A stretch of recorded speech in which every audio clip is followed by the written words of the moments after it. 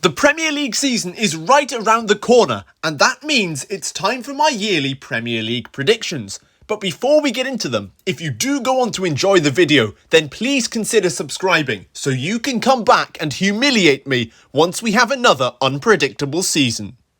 Do it. And with that being said, then let us begin. In 20th place this year, I've gone for Sheffield United. Last season, they were extremely inconsistent towards the end of the year, and they're going to lose their star marksman in Ilman Ndiaye, potentially to Olympique Marseille.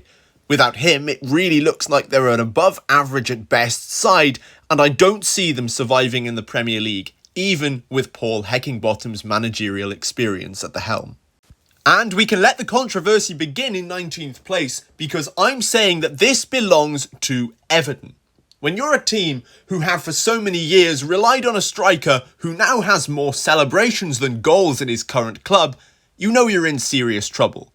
Add that to their financial issues and the fact that their manager Sean Dyche is synonymous with being in a relegation battle, whether successfully surviving or not, and you don't have a mix of a very optimistic outlook for a club who should be pushing way higher. And besides, as I've stated in earlier videos, I would have expected Leicester to have survived ahead of them this season, and I really don't see their luck holding out this year. And this year's final relegation spot, in my opinion, is going to be going to Wolves. Now, every year there's someone who predicts Wolves to go down, and this year it's going to be me, even though last time around I said categorically that Wolves would be surviving, despite the fact that there were even more doubters at this time last year. However, this time around, Wolves have lost a serious amount of experience in Ruben Neves, and it doesn't look like their transfer window is going to get much better. Matt Doherty coming in will shore up the defence, but that looks more like a signing of a player who just can't settle at any particular club, despite coming from the prestigious Atletico Madrid. It looks as though that hole in midfield will now be filled internally as well by Luke Cundle, a player who excelled on loan with Swansea City last year. Despite that, I really can't see them surviving. My 17th place pick of Luton Town is purely based on the fact that sometimes it's the novelty of playing in the Premier League and the hype that will surround it for the entire area that carries a team to survival. There's no one expecting Luton Town to genuinely put up a fight, other than those of us who are. I think this year's Premier League is quite possibly the weakest it's been in ages in terms of the bottom end and the relegation scrap. And I can see a team like Luton seriously benefiting from this. If they can cobble together all of the best players from the Championship like Chiedozie Ogbene and Chong, which they are already doing, I can really see all of those coming together and having a decent go at survival in the Premier League. So when we ask, are they going down? The answer for me is No. I'm not even sure I'm giving Bournemouth enough credit by saying they're going to comfortably survive in 16th place, because quite honestly, I feel they could finish anywhere, and a top 10 even isn't that hard to imagine, considering the fact that they're having such a great transfer window. They're getting rid of players they don't need, and critically, they're getting players back that they've had already in the form of David Brooks, who's going to be fit to start a full season and is no doubt going to be a serious asset to Bournemouth as they look to kick on from their first season survival. This is a side who I genuinely feel could finish absolutely anywhere, but for now I'm putting them comfortably in 16th. There's not really much that I want to say about Nottingham Forest at the moment, considering their entire season in my mind is going to be determined by whether or not they can get money in the door for Brennan Johnson, and in this case their asking price looks to be £60 million. They should survive comfortably, but if they don't, I'm going back to my last point about novelty, because that was theirs in the last season, and now they have a point to prove that they can stay here. Despite the assurance of every single journalist under the sun that Wilfried Zaha is receiving lucrative offers, he will still be at Crystal Palace by the end of the transfer window, and indeed by the end of the season. They'll be in a relegation battle for some of the year, and then they'll mysteriously pull away and be comfortably clear by the end in 14th place. Even though I bet you didn't see this drop-off coming, the loss of Ivan Toney for half a season will be a severe dent for Brentford this year, and they will slip back to 14th place, finally being exposed without their star striker, despite the massive progress this club have made since promotion.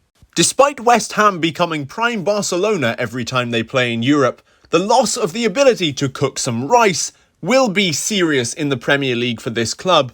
However, they will manage a 12th place finish, assuming Flynn Downs can fill Declan Rice's boots pretty effectively. David Moyes' job is somehow safe once again.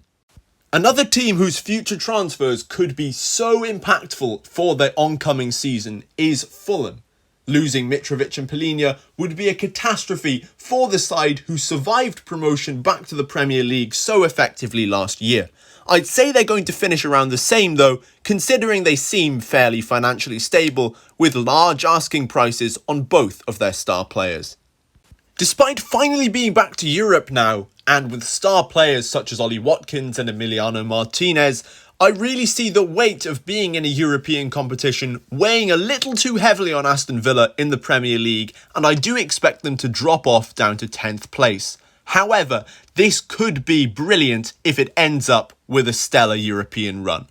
Spurs have been through way too many new starts to convince me that this one is going to be any different to any of the last 500 that they've had in the past already. I really don't see it happening for them this year, considering it's at least somewhat likely that they lose their star marksman Harry Kane, and Heung-min Son has just had a season where he's been significantly out of form. A 9th place finish for Spurs really isn't unrealistic, in my opinion. Suddenly being catapulted into a European competition with more fixture congestion and the fact that they've lost Alexis McAllister is, in my opinion, going to have a dent on Brighton's Premier League performance, although not too much, considering it's just by 3 places. Along with that, I can definitely see them having a really good run at the Europa League, considering the favourites to win it, Liverpool, often struggle against this Brighton team. Will it be different this year, or can Brighton go all the way in Europe to claim the Europa League? I know you already thought you must have missed Burnley, but no, here they are in 7th place, and I really believe they've got a decent chance of qualifying for Europe in their first season back in the Premier League. Vincent Kompany is a manager who means complete business. He's brought his team back way earlier than every other side from pre-season. And he's already shown last year by absolutely demolishing the Championship what he's made of in a league season. Along with that, an FA Cup run to the semi-finals, only losing to Manchester City, showed that he can mix it with the big boys. This team is going to surprise a lot of people next year, in my opinion.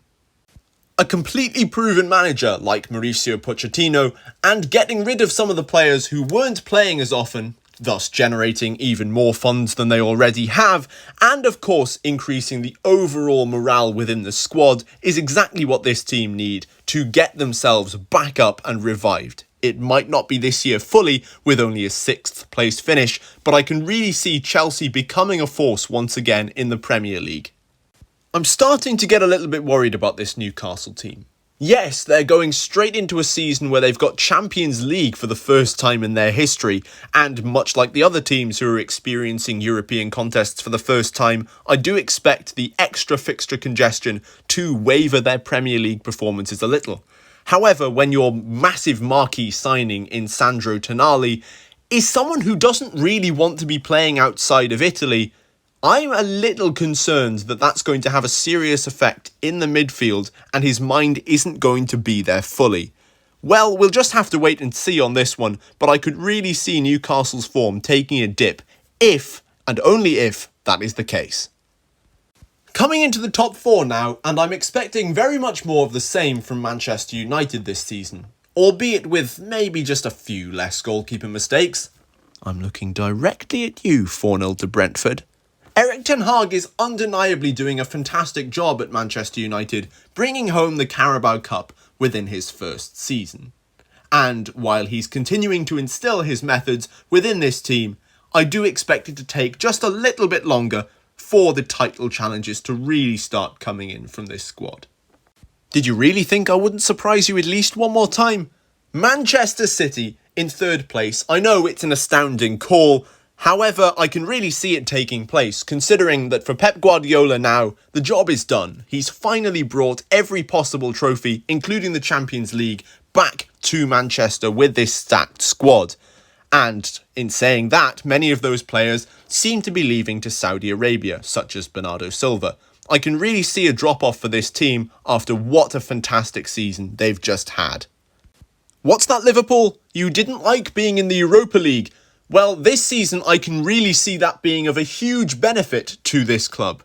If all the other teams experiencing heavy fixture congestion are going to be struggling, now for Liverpool being in less prestigious games, in my opinion, is going to be a serious benefit to them. We all know they've already got a stacked squad with Luis Diaz, Mohamed Salah, and now their two new midfield players in Alexis McAllister and Dominic Szoboszlai coming into this team. I can really see them challenging for the title with a stacked squad once again. But there is, of course, just one team who I really feel like everything in the plan is aligning for them this year, and that's Arsenal. Finally, they have spent every last penny they could possibly get their hands on Declan Rice and Jurrien Timber.